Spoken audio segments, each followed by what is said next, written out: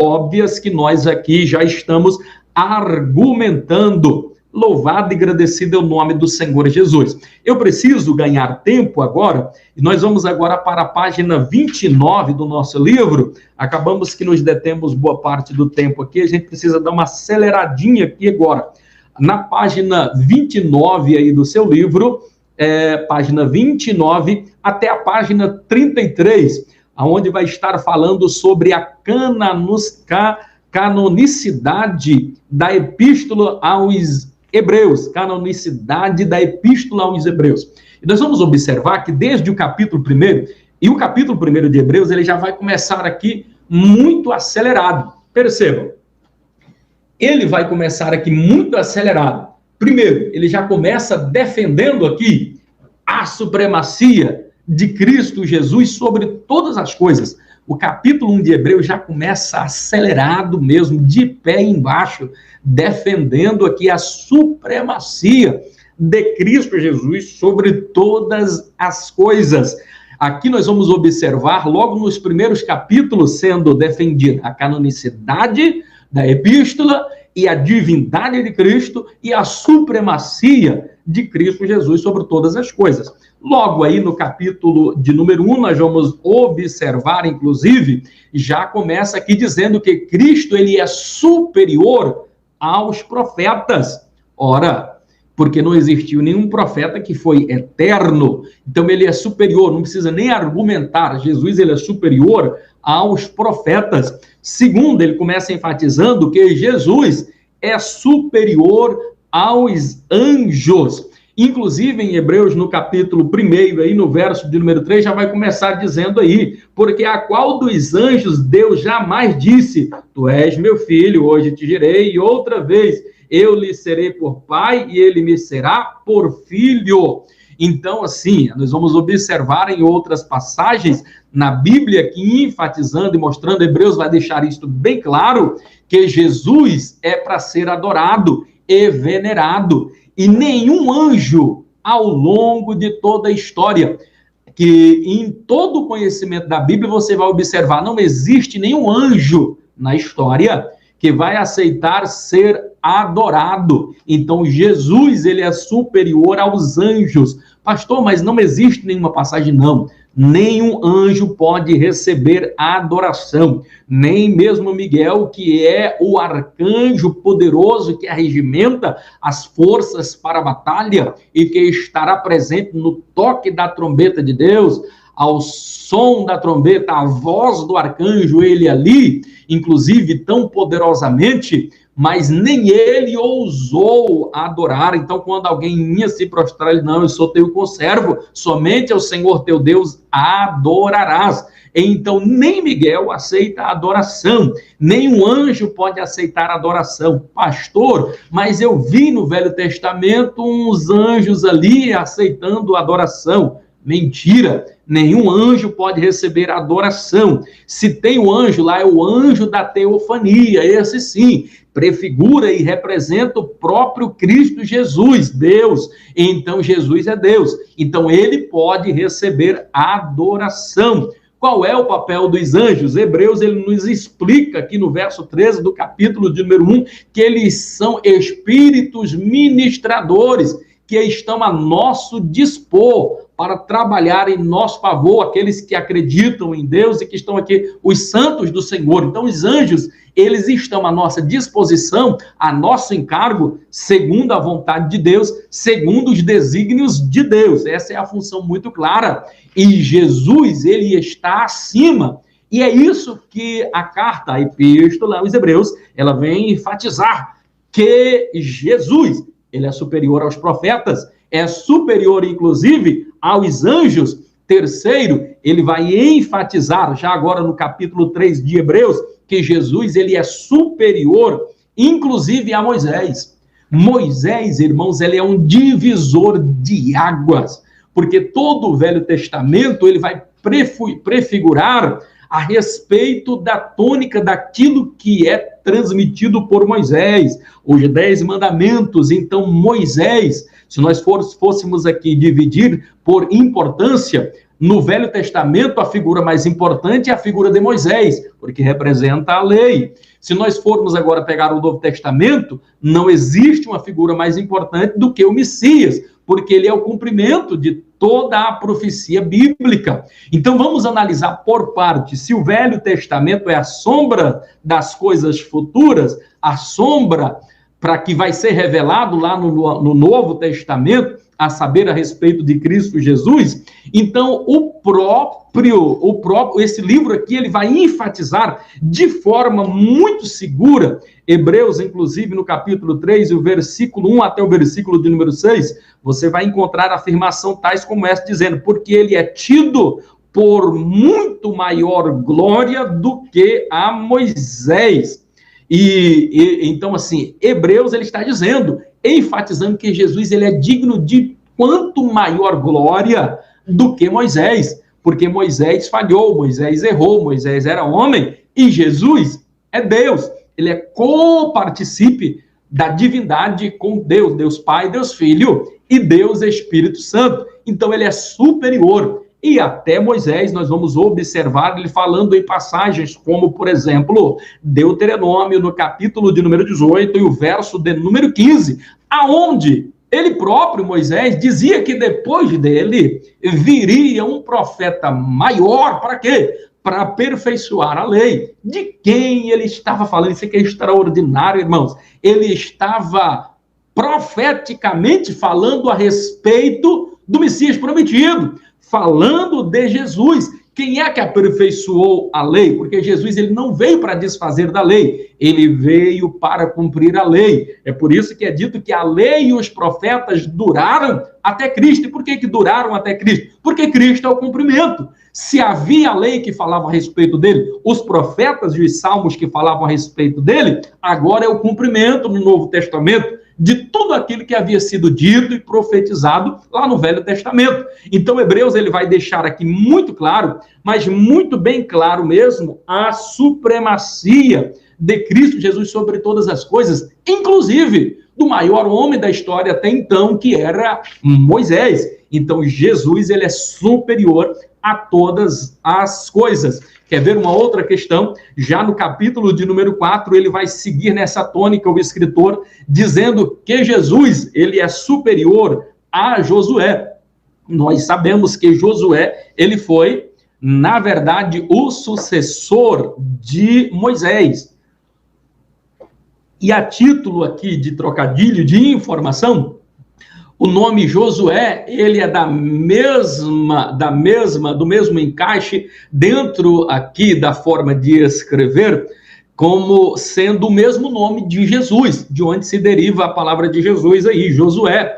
Então, tinha o mesmo nome, mas não quer dizer que tinha o mesmo nome, a mesma raiz aí desse nome, não quer dizer que eles eram iguais, porque nome é uma coisa, autoridade é outra, porque Josué tinha o mesmo nome de Jesus, mas não tinha a autoridade e o peso de Jesus. Então, Jesus, ele é superior. E no capítulo de número 4 de Hebreus vai enfatizar que Jesus é superior. Inclusive, enfatiza por quê? E por que Jesus é superior? Porque Josué, ele, na verdade, falou de uma terra prometida, anunciou uma terra prometida, prometeu uma terra prometida, que fora prometida não por ele, mas por Deus.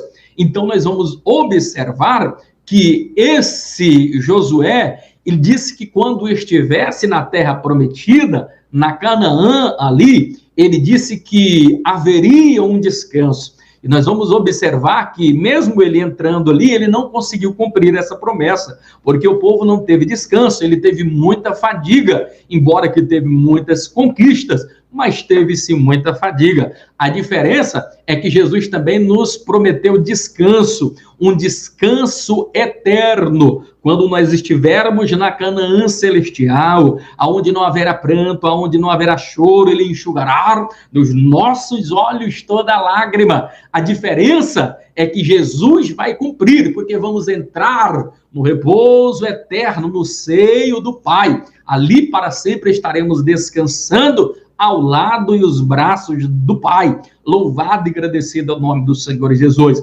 Jesus é superior a esse Josué aqui, porque Josué, na verdade, entrou em uma terra prometida, mas era uma terra terrena. Mas Jesus nos colocará em uma terra, em uma Canaã celestial, que não é terrena, que não é perecível, que não se acabará, mas será para sempre a nossa morada, aonde nós estaremos ali habitando. Oh, louvado, engrandecido é o nome do Senhor Jesus. E por último, ele vai citar aqui no capítulo de número 5, que Jesus é inclusive superior ao sacerdócio araônico e todos os derivados dele. Quer dizer, o sacerdócio araônico é inferior e todos os demais sacerdotes, por mais importante que tenham sido eles, é inferior ao sacerdócio de Cristo Jesus.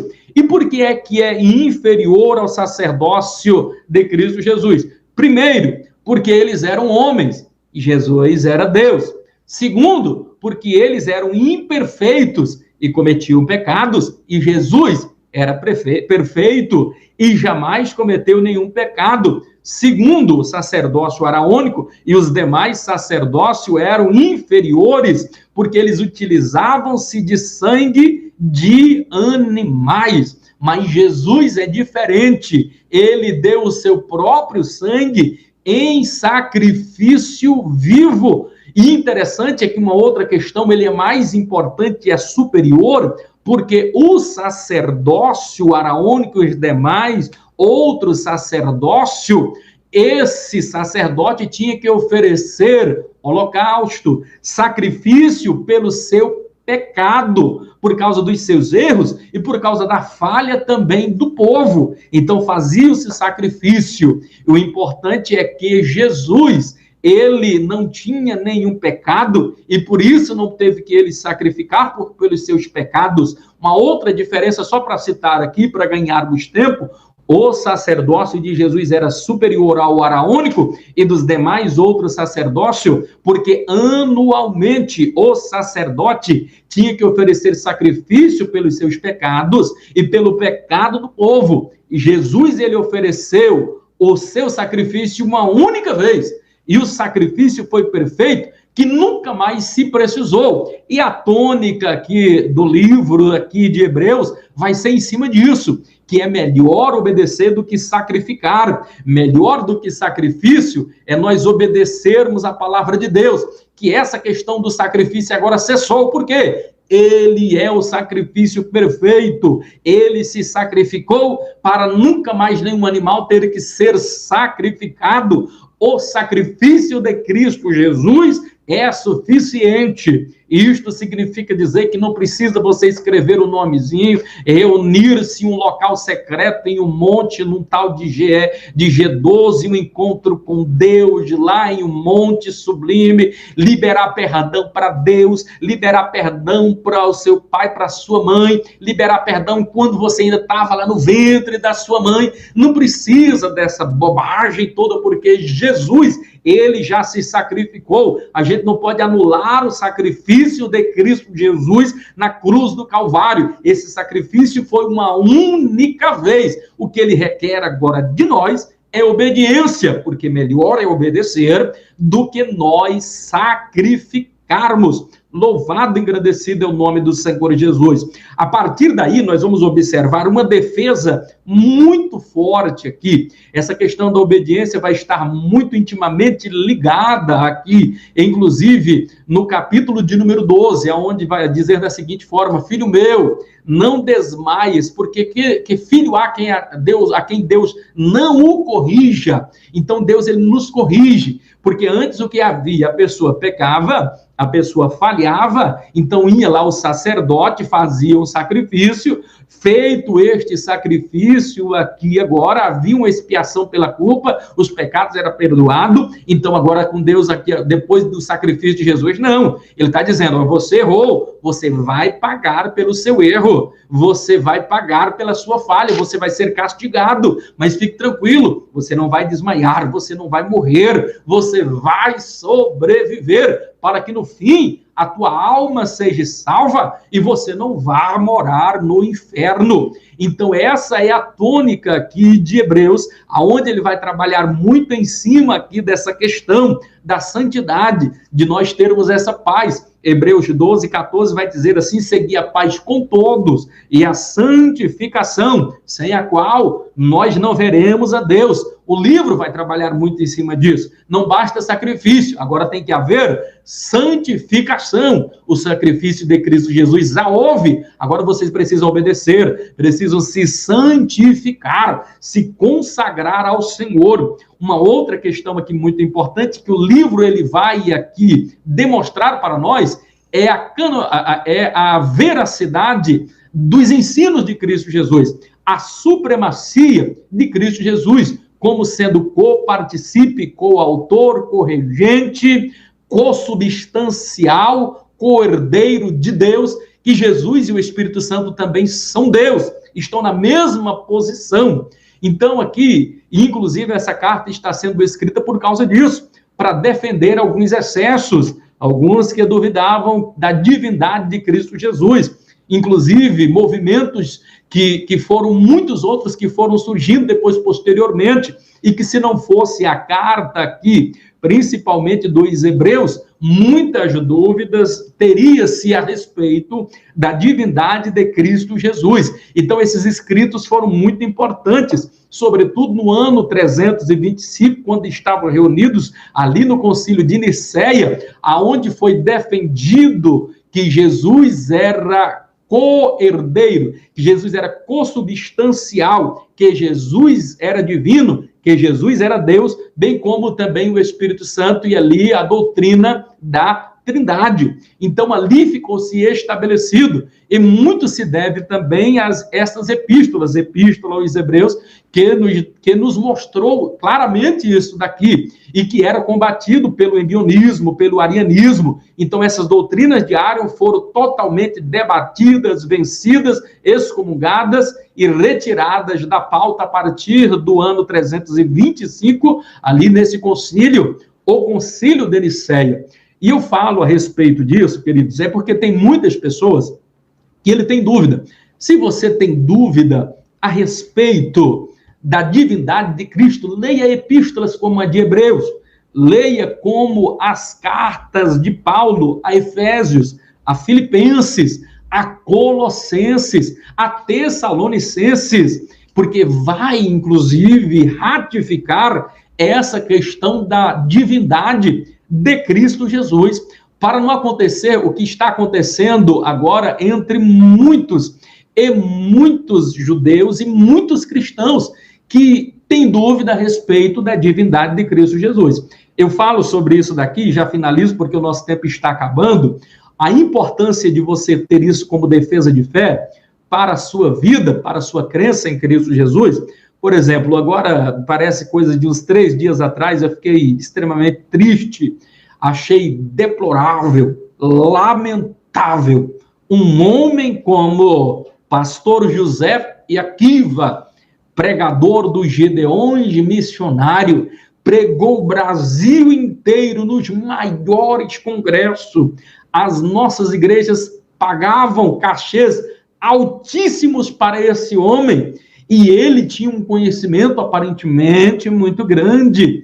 Ele falava e defendia a divindade de Cristo com tanta propriedade. Ele falava a respeito de Jesus como sendo Deus. E agora, recentemente, agora nesse período de pandemia, em uma live, ele coloca lá dúvidas, inclusive apresentando agora, porque depois de um tempo, esse mesmo José Akiva, depois de já não estar recebendo tantos convites mais para pregar, já não está mais sendo tão requisitado no Brasil. É por isso que a gente tem que ter muito cuidado, irmãos. Quem é que está sendo o seu Deus?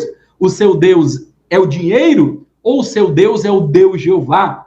Porque tem muita gente aí que o Deus dele é o dinheiro. Por que é que agora ele está negando a divindade de Cristo? Se até um dia desse, pregando em todas as igrejas do Brasil, ganhando muito dinheiro, ele defendia a supremacia de Cristo, a divindade de Cristo. Agora, ele vem diante ali, e é uma polêmica muito grande, eu ainda preciso ter certeza se de fato, mas eu assisti um pedaço da live e ele lá negando a divindade de Cristo. Porque com o passar do tempo, com o diminuir agora das suas agendas, o que é que eu percebo? Ele funda um ministério, e esse ministério não sei agora se é no Rio de Janeiro ou de São Paulo, mas um ministério com bases mais fincadas ao judaísmo, e agora, uma vez lá nessa nova igreja, nesse novo pensamento, ele renega agora a divindade de Cristo. Irmãos, e eu acho isto deplorável,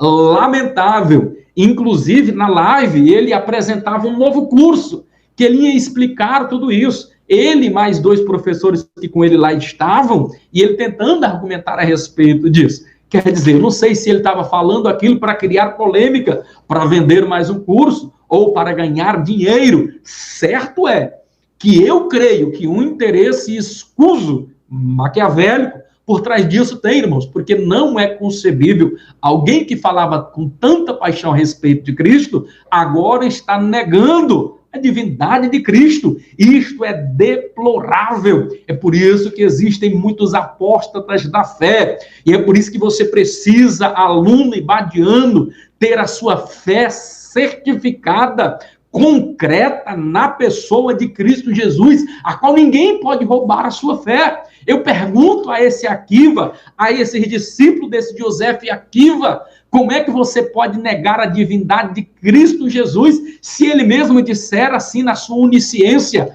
aonde estiver 1, 2 ou 3 reunidos em meu nome, lá eu estarei. Como é que Jesus faria isso? Só mesmo Deus, porque só Deus pode ser onipresente e estar em vários lugares. Em vários lugares, Jesus diz, aonde estiver 1, 2 ou 3 reunidos em meu nome, ali eu estarei. Não importa se no Brasil, não importa se na Itália, não importa se na Europa, não importa em que buraco seja, aonde você clamar, aonde você orar por Jesus, ali ele estará, irmãos. Isso é tão sério, como é que alguém em sã consciência consegue negar algo tão realístico que está ali aos olhos vistos na palavra de Deus?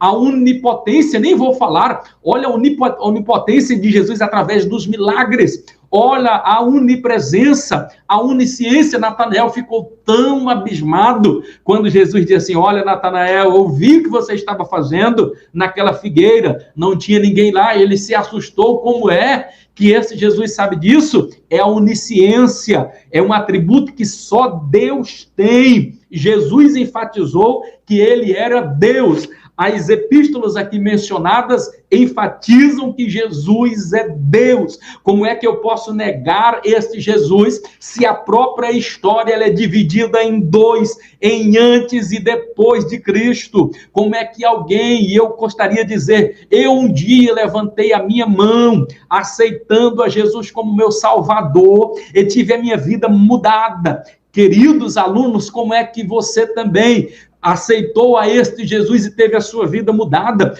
Quantas pessoas que estavam nas drogas, no alcoolismo, que foram transformadas pelo poder da palavra, crendo em Jesus, porque quem crer em Jesus e for batizado será salvo. Então, como é que eu não posso crer? Como é que eu não posso acreditar neste Jesus soberano? Como é que alguém em sã consciência pode afirmar? Então, o livro aqui de Hebreus, ele vai defender tanto essa supremacia de Cristo Jesus sobre todas as coisas, bem como a sua divindade. Então, isso precisa ficar bastante claro aqui em sua mente. É por isso que, na verdade, Napoleão Bonaparte, em um momento de reflexão, ele dizia assim, olha, eu tenho 2 milhões de soldados à minha disposição, e pela força eu os subjuguei, mas eu admiro Jesus Cristo de Nazaré, porque não foi por força, não foi por violência, mas tão simplesmente pelo amor. Ele conquistou não só 2 milhões de pessoas, mas conquistou o mundo inteiro.